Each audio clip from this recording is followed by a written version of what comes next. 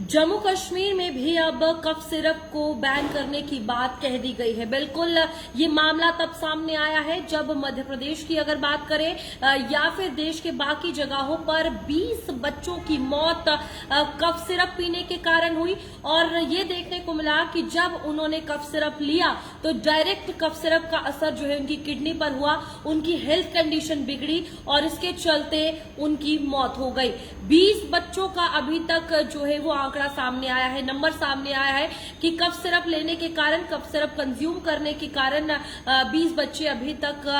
मौत जो है उनकी हो चुकी है। ओवरऑल जम्मू कश्मीर में अगर बात की जाए तो यहां पर भी लगातार मेडिकल डिपार्टमेंट की तरफ से, हेल्थ मिनिस्ट्री की तरफ से हर चीज का जो संज्ञान है यानी कि इंस्पेक्शन है वो की जा रही है, इन्वेस्टिगेशन की जा रही है। एक तरफ क्रैकडाउन जो है वो चलाया गया ताकि तमाम जगहों पर जहां पर ये कफ सिरप बिकती है उनको लेकर जो है साफ तौर पर मनाही कर दी जाए कि इसकी बिक्री नहीं होगी और बिना डॉक्टर के प्रिस्क्रिप्शन के ये भी एडवाइस किया गया है कि कोई भी कफ सिरप ना ले, अवॉइड करे। इसमें आपको बता दें कि कोल्ड ड्रिफ्ट को लेकर खास तौर पर कहा गया है, जो कोल्ड ड्रिफ्ट कफ सिरप है उसे कहा गया है कि अवॉइड करें क्योंकि उसमें कुछ इनएक्टिव सब्सटेंसेस पाए गए हैं, कुछ ऐसे मटेरियल पाए गए हैं जो डायरेक्टली बच्चों की सेहत पर असर कर रहे हैं। इस बीच अभी डीजीसीआई की अगर बात करें यानी कि ड्रग कंट्रोल डिपार्टमेंट की अगर बात करें तो उनकी तरफ से भी लगातार इन्वेस्टिगेशन की जा रही है कि आखिरकार जिन कंपनीज ने ये प्रोड्यूस किया, जो ये प्रोडक्ट बना रहे थे,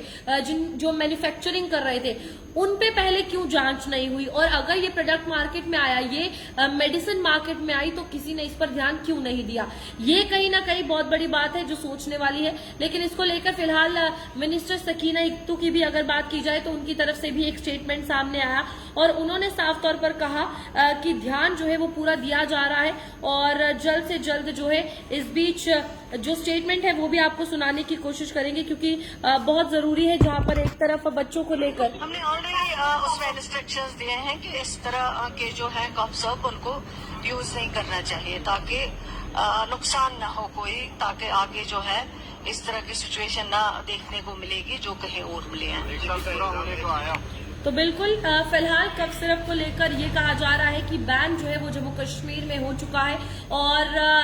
जो कोल्ड ड्रिफ्ट है खास तौर पर जो अभी जिसकी लैब टेस्टिंग जांच की जा रही है, जिस कंपनी के साथ वो जुड़ी हुई थी, जो कंपनी उसे मैन्युफैक्चर कर रही थी, तो ओवरऑल अभी आप लोगों से भी यही सलाह आप लोगों को दी जाती है कि अगर आपको खांसी जुकाम है या आपके घर में किसी बच्चे को खांसी जुकाम है तो सबसे पहले डॉक्टर को कंसल्ट करें, प्रिस्क्रिप्शन पर ही दवाई ले। खुद मार्केट में जाकर किसी भी केमिस्ट शॉप से या फिर फार्मास्यूटिकल अगर बात की जाए शॉप से इस तरीके से बिना डॉक्टर की प्रिस्क्रिप्शन के दवाई ना ले क्योंकि सेहत पर असर हो रहा है और 20 बच्चों की जान अभी तक चली गई है। और ये एक बहुत मेजर इशू है, मेजर कंसर्न वाला इशू है कि आखिरकार ऐसी क्या चीज उस कफ सिरप में थी जिसने डायरेक्टली बच्चों की किडनी पर असर किया और उन बच्चों की मौत क्या हो गई। तो फिलहाल ये बड़ी खबर है, लेकिन हेल्थ मिनिस्ट्री पूरा ध्यान दे रही है। जम्मू कश्मीर में भी एक तरफ क्रैकडाउन चलाया जा रहा है, तमाम दुकानें चेक की जा रही हैं और उन पर जो जो